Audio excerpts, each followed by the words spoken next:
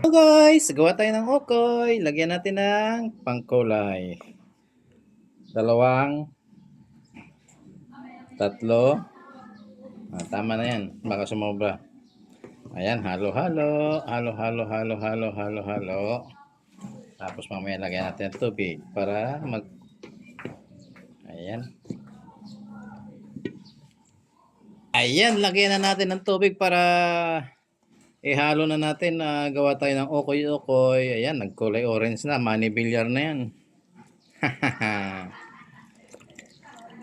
Kulay orange na siya. Ayan, halo-halo muna. Yung okoy natin, lalagyan po natin siya ng hipon.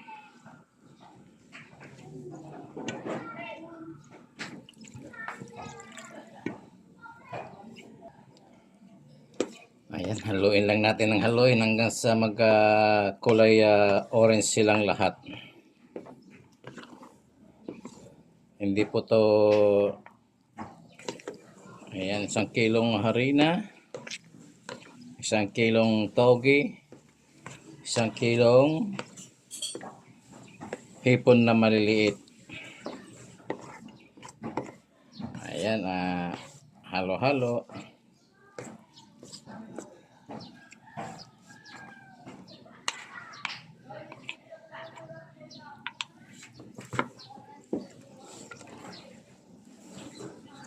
Wala po siyang pampaalsa. Purong harina lang, wala siyang yes, meron siyang no. Ayan, walang yes pero merong no. No to yes. Ayan, pwede tayong gumawa ng ayan, handa na po siya. Tapos malamaya lagay natin yung toge.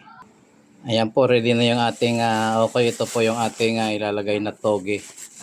1.5 kilo pa siya.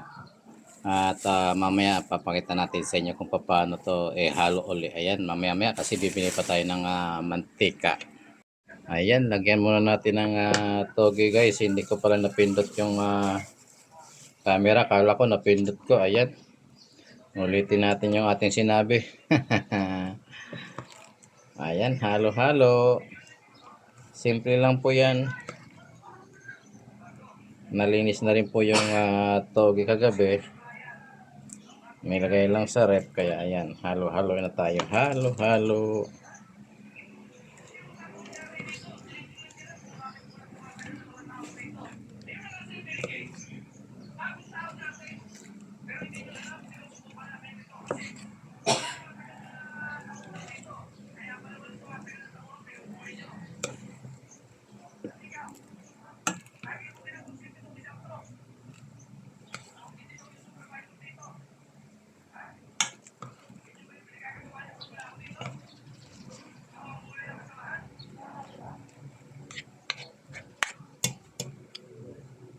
Ayan guys, lagyan na natin ng hipon.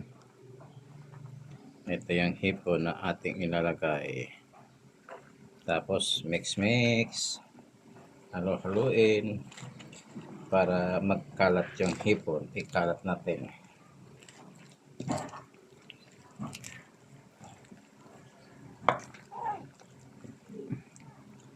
Kailangan haluin natin ng maayos guys para yung harina at saka yung tawag magsuot sa kailaliman.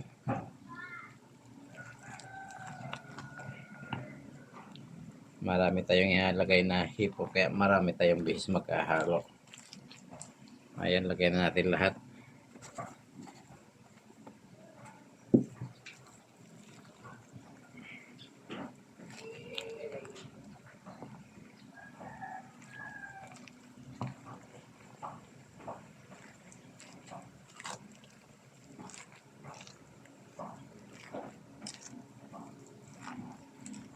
Pwede naman na guys magagawa ng okoy na puro hipon lang siya, walang toge.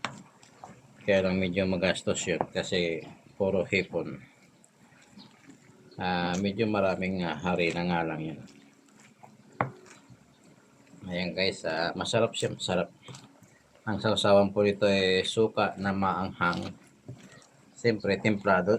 Tinitimplahan din yung suka. Ayan, may nabibiling templado pero mas maganda kung kayo magtitimpla ng inyong mga sausawan na suka. Yan, pahinga muna guys kasi nakakapagod din maghalo. Guys, magluluto na tayo ng ukoy.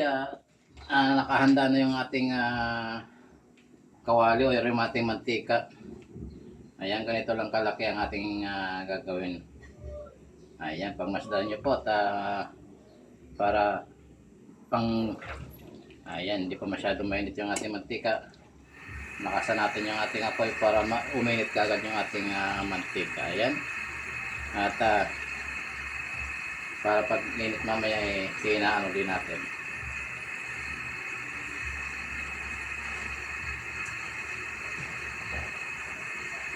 Ayan guys, ganyan lang kalaki yung ating lulutuing ukoy.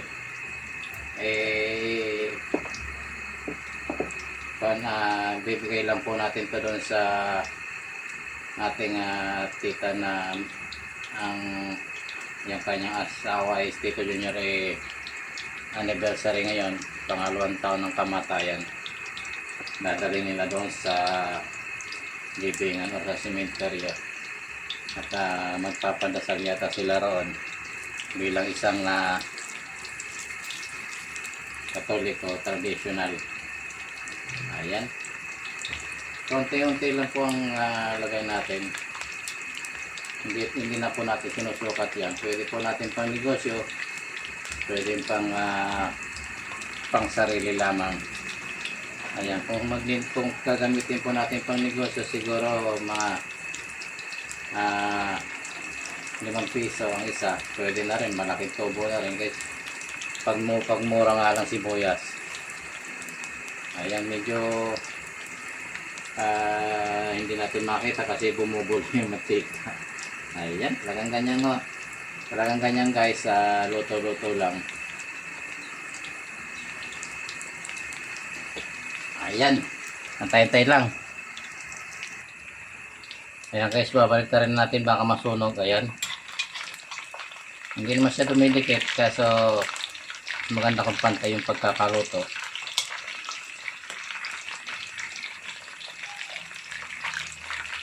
Ayan po, yummy na yan. Gagawa tayo mamaya, gagawa ng sausawan para meron tayong, ang sausawan po nito gumawa lang po tayo ng suka at saka konting bawang, konting sili. Ayan, titimplahan nyo po siyempre ng asin. Hinihinaan na natin yung apoy kasi masyadong malakas. Pinalakasan po natin kanina kasi para kuwan lang po yung mantika, uminit yung mantika. Ayan, hininaan na ulit natin kasi baka masunog. Ayan, tingnan nyo guys yung luto na. Ayan, may ganyan magiging itsura ng luto na yan. Ayan guys, tingnan nyo. Pero konting tosta pa natin ng konti. Kailangan mas mahina lang yung apoy para lutong-luto siya yung kaloob-looban niya. Kasi minsan hindi natin maiwasan na medyo makapal yung ating harina. Ayan hintayin po natin maluto. Ayan guys, tuloy-tuloy lang tayo sa pagluluto ng ukoy. Ayan, habang piniprito po natin, pero marami na po tayong naluto sa ngayon. At mahina lang apoy para hindi masunog at maluto yung kaloob-looban ng ating niluluto. Kasi kailangan malutong din yung loob niya at lutong-luto talaga siya. Ayan, may na tayong naluto. Maraming salamat sa inyo guys at sa patuloy pagsubaybay. Ayan po yung ating mga naluto na marami na po siya. Ayan, pinatutulo natin yung mantika para hindi masyadong lumambot kagad. Ayan, maraming salamat po guys sa pagluto, panonood niyo ng ating mga video at pagpalain po tayo ng Panginoon at ingatan sa lahat ng oras. Bye bye po, salamat po.